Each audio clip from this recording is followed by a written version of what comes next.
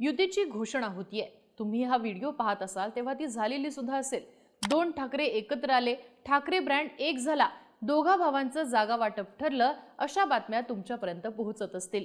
पण त्याच सोबत आम्हाला या भावांचं आव्हानच वाटत नाही। दोन बुडणारे लोक एक झालेत असं सुद्धा भाजपचे नेते म्हणताना दिसतील। पण खरंच असं असेल का? त्यासाठी काही वर्ष मागे जाऊयात। एकनाथ शिंदे यांनी बंड केलं होतं।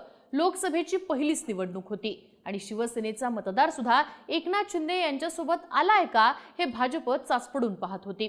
एकनाथ शिंदे मुख्यमंत्री होते, त्यांचं महत्त्व चांगलंच वाढलं होतं। नरेंद्र मोदींनी नकली शिवसेना असा उद्धव ठाकरेंच्या गटाचा उल्लेख केला होता, तरी सुद्धा भाजपने मोदींची मुंबईतली सभा ही भाजप एकनाथ शिंदे यांच्या नावावर घेतली नाही। भाजपला ती घ्यावी लागली होती राज ठाकरेंच्या नावावर।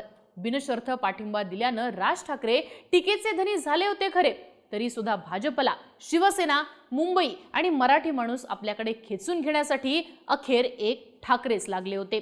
त्यामुळेच दोन भावांची ही युती जागा वाटपातच संपुष्टात येईल असे अंदाज भाजप बांधत होती। पण दोन भाऊ जागा वाटपातून पार झाले आणि भाजपची यंत्रणा सक्रिय झाली। ठाकरेंचं आव्हानच नाहीये असं म्हणून निवडणुकीच्या मैदानात ठाकरे ब्रँड डाऊन ठेवण्याचा प्रयत्न करू लागली। पण खरंच असं आहे का? दोन भावांचा लोड भाजपला का घ्यायला हवा? या दोन भावांच्या युतीला हलक्यात घेतलं तर लोकसभेसारखा निकाल भाजपच्या पदरी का पडू शकतो? समजून घेऊयात आजच्या व्हिडिओतनं। नमस्कार, मी आरती आणि तुम्ही बघताय बोल भिडू। या दोन भावांच्या जोडीला हलक्यात घेऊन चालणार नाही असं म्हणण्याचं पहिलं कारण म्हणजे ठाकरे ब्रँड सोबत असणारं भावनिक नातं। बाळासाहेब ठाकरेंचा प्रभाव हा फक्त मराठी माणसांवर होता, फक्त हिंदुत्ववादी मतांवर होता, अशी गणितं सर्वसाधारणपणे मांडली जातात। वरवर हे खरं वाटतं, पण प्रत्यक्षात वस्तुस्थिती मात्र वेगळी दिसते। बाळासाहेब ठाकरेंचं राजकारण हे प्रत्यक्षात सर्वसमावेशक होतं।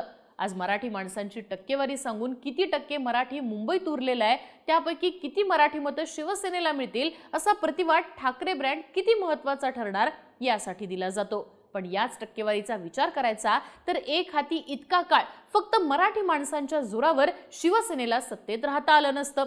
बाळासाहेब ठाकरेंचं राजकारण हे ग्राउंडवरती सर्वसमावेशक असायचं। पर्यायानं 3 पिढ्यांचा मुंबईकर, मग तो कुठल्याही जातीचा, धर्माचा किंवा प्रांताचा असू देत, त्याच्या मनावर बाळासाहेब ठाकरेंचं गारुड होतं। त्यामुळे ठाकरे ब्रँड फक्त मराठी माणसांपुरता मर्यादित आहे असं म्हणणं चुकीचं ठरतं। गुजरातचे तत्कालीन मुख्यमंत्री नरेंद्र मोदींनी गुजरात दंगलींच्या आरोपांनंतर मातोश्रीवर येत बाळासाहेबांच्या समोर डोकं टेकलं होतं।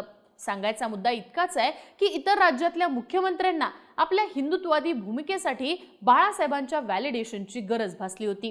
3 पिढ्यांच्या 4 पिढ्यांच्या राजकारणावर असणारा हा प्रभाव फार मोठा आहे। राज आणि उद्धव वेगळे झाल्यानंतर मात्र या मतांची विभागणी झाली। राज ठाकरे सातत्यानं पराभूत होत असल्यानं त्यांच्यावरती टीका होते, तरी सुद्धा मुंबईच्या प्रत्येक वॉर्डातनं मतांची 1% राज ठाकरेंच्या मागे सातत्याने आणि कुठल्याही वाऱ्यात उभी राहिलेली दिसते। ही मतं जिंकण्यासाठी कमी असली तरी कोणत्याही स्थितीत ही मतं राज ठाकरेंना कशी काय मिळतात याचा विचार करायला हवा। अर्थात यामागे ठाकरे ब्रँड महत्त्वाचा आहे। सौता सुभा करून इतकी वर्ष विरोधात राहून एकनाथ शिंदे अशा प्रकारे प्रत्येक वॉर्डातनं सत्तेविना मतांचा 1% मिळवू शकले असते का? हा विचार केला तरी ठाकरे ब्रँडचं महत्त्व लक्षात येऊ शकतं। अर्थात ठाकरे ब्रँड सोबत फक्त मराठी माणसं जोडली गेली आहेत असं म्हणणं चुकीचं ठरू शकतं। या उलट 2 ते 3 पिढ्या ज्या खऱ्या मुंबईकर आहेत त्यांची भावनिक नाळ ठाकरेंसोबत जोडली गेलेली आहे आणि ते ठाकरेंना संपून देत नाहीत। अर्थात यापूर्वीच्या अनेक इलेक्शन्समध्ये बाळासाहेबांवर सुद्धा या मतदारांनी टीका केलेली आहे, पण संपण्याची वेळ येते असं दिसतं की हे मतदार पुन्हा ठाकरेंना जिवंत करण्याच्या मागे लागतात। आता दोन भाऊ एकत्र असल्यामुळे ठाकरे ब्रँड पुनर्जीवित होताना दिसू शकतो आणि जी भाजपची प्रमुख अडचण ठरू शकते। दोन भावांच्या जोडीला हलक्यात घेऊन चालणार नाही असं म्हणण्याचं दुसरं कारण म्हणजे दोघांची कामाची पद्धत। राज ठाकरेंच्या भाषणांची, त्यांची एकूणच राजकारणाची तुलना बाळासाहेबांसोबत होत असते। राज ठाकरे हे शिवसेनेतनं दूर झाल्यानंतर शिवसेनेला बसलेला पहिला फटका याच आक्रमक राजकारणाचा होता। उद्धव यांची मवाळ भूमिका आजचं मरण फक्त उद्यावर ढकलणारी होती, पण आक्रमक राजकारण, आक्रमक भाषणं हीच शिवसेनेची खरी ओळख। काही महिन्यांपूर्वी मराठी भाषेसाठी दोन भावांची जी एकत्रित सभा झाली त्यामध्ये राज ठाकरेंच्या भाषणाला शिट्ट्या आणि टाळ्या वाजवणारे ठाकरे गटाचे कार्यकर्ते जास्त होते। ठाकरे गटात माहोल करणारा माणूस आला, सभा जिवंत करणारा माणूस आला असं मत तेव्हा राजकीय विश्लेषक व्यक्त करत होते। आता सुद्धा हेच घडताना दिसून येईल। राज ठाकरेंच्या भाषणाला टीआरपी जोरात असतो, राज ठाकरेंच्या भाषणाला गर्दी होते। पर्यायाने ज्या भाषेत जे सांगायचंय ते लोकांपर्यंत पोहोचवण्यासाठी राज ठाकरे पूरक ठरणार आहेत। दुसरीकडे कितीही आडवाआडवी केली तरी सगळी भाषणं माध्यमांना लाईव्ह करून फुल कव्हरेज द्यावंच लागणार आहे। त्याचं कारण सुद्धा फुल टीआरपीच आहे। आता राज ठाकरेंचा मिसिंग पॉइंट काय होता तर ग्राउंडवर नसलेलं संघटन। मनसे सातत्यानं विरोधात राहिल्यानं पक्ष संघटना जवळपास संपुष्टात आली होती। इथं मात्र उद्धव ठाकरे गटाची मदत राज ठाकरेंना होताना दिसेल। एकतर दोन भावांच्या सभा आणि त्याचा अपेक्षित परिणाम साध्य करण्यासाठी शाखा सिस्टीम, ठाकरेंच्या पक्षाचं मुंबईतलं संघटन, या दुहेरी रणनीतीमुळे राज ठाकरेंच्या सभांचा खरा परिणाम किती होतो हे पहिल्यांदा लक्षात येऊ शकतं।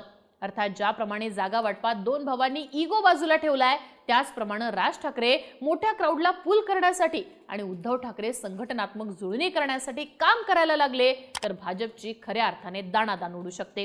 कारण एकीकडे मुंबईसाठी दोन दोन चेहरे असताना भाजपकडे मुंबईत एकही चेहरा नाहीये ही वस्तुस्थिती आहे। पक्ष आणि हिंदुत्वाचं नरेटिव्ह या पलीकडे भाजप जाताना दिसून येणार नाही आणि हीच मोठी भाजपची अडचण ठरू शकते। या दोन भावांच्या जोडीला हलक्यात घेऊन चालणार नाही असं म्हणण्याचं तिसरं कारण म्हणजे इलेक्शनचं नरेटिव्ह हे दोघे जण ड्राईव्ह करू शकतात। खरं तर निवडणुकीमध्ये प्रत्यक्षात प्रचार कुठल्या गोष्टींवर होतो? विकास कामं, भविष्यातल्या योजना, रोजगार, रस्ते, पायाभूत सुविधा, साफ चूक। जो पक्ष इलेक्शनचा मुद्दा ड्राईव्ह करतो तो जिंकण्याचे चान्सेस जास्त राहतात। नेमकं कसं तर आता नुकतीच झालेली लोकसभेची निवडणूक बघूयात। महाराष्ट्रात लोकसभा इलेक्शनचा प्रचार चालू होता। भाजपकडे सांगण्यासारखी गोष्ट होती ती म्हणजे मोदींचं नेतृत्व। मोदींभोवतीच प्रचार ठेवून इलेक्शन मारणं हा भाजपचा प्रमुख अजेंडा होता। पण इथे काय झालं तर संविधान बदलण्याचं नरेटिव्ह आलं। हे नरेटिव्ह विरोधी पक्षांकडनं ड्राईव्ह होत गेलं आणि भाजपचा शेवटचा टप्पा फक्त विरोधकांचं नरेटिव्ह कसं चुकीचं आहे हे सांगण्यातच गेला। अर्थात यामुळेच भाजप डिफेन्स मोडला गेली आणि फसली सुद्धा। हीच गोष्ट विधानसभेची। 5-6 महिन्यांचा वेळ मिळून सुद्धा महाविकास आघाडीला लाडक्या बहिणींच्या फॅक्टरला काउंटर करणारा मुद्दाच मिळाला नाही। लाडकी बहीण कशी चुकीची आहे या डिफेन्समध्ये महाविकास आघाडी गेली आणि पुरती फसली। सांगण्याचा मतितार्थ इतकाच आहे की इलेक्शनमध्ये विरोधी पक्षांच्या मुद्द्यांना जो उत्तर देत राहतो, जो डिफेन्स करत राहतो तो फसत जातो असा इतिहास सांगतो। आता मुंबईत काय घडतंय ते पाहूयात। काही दिवसांपूर्वी उद्धव ठाकरे सत्तेत आले तर खान मुंबईचा महापौर होणार असं वक्तव्य भाजपच्या अमित साटमांनी केलं होतं। त्याला प्रत्युत्तर देण्याच्या नादात ठाकरे गट डिफेन्स मोडला गेला असता आणि आपण कसे मुस्लिम धार्जिणे नाही आहोत हे पटवून देत बसला असता। पण ठाकरे गटाकडनं डाव टाकला गेला तो मराठी महापौर पदाचा। भाजप सत्तेत आली तर मराठी महापौर होणार का हा प्रश्न विचारला जाऊ लागला आणि भाजप डिफेन्स मोडमध्ये गेली। हो म्हणायचं तर अमराठी मतदार नाराज होतील, नाही म्हणायचं तर मराठी मतदारांसोबत पंगा होईल या कात्रीमध्ये भाजप अडकली। अर्थात पहिला नरेटिव्ह पूल करून कोण कोणाला प्रतिवाद करायला लावतो यावरती इलेक्शनची बरीच गणितं ठरतील।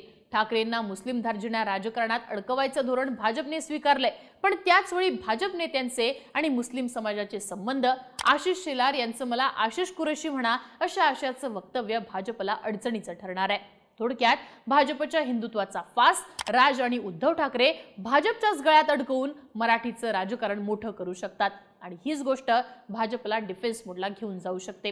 अर्थात असं झालं तर भाजपची अडचण मोठी असणार आहे आणि त्यातनं बाहेर पडणं भाजपसाठी जिकरीचं ठरू शकतं। थोडक्यात भले भाजप राज्यातला, देशातला आणि विश्वातला क्रमांक 1चा पक्ष असो, पण ठाकरेंना पूर्ण झिरो ठरवणं भाजपच्या अंगलट येऊ शकतं हे मात्र तितकंच खरं। तुम्हाला काय वाटतं? दोन भावांचा हा समन्वय भाजपला मुंबईतनं हद्दपार करेल का? तुमचं मत आणि प्रतिक्रिया कमेंट करून कळवा आणि अशाच माहितीपूर्ण व्हिडिओसाठी बोलबिडूला सबस्क्राईब करा।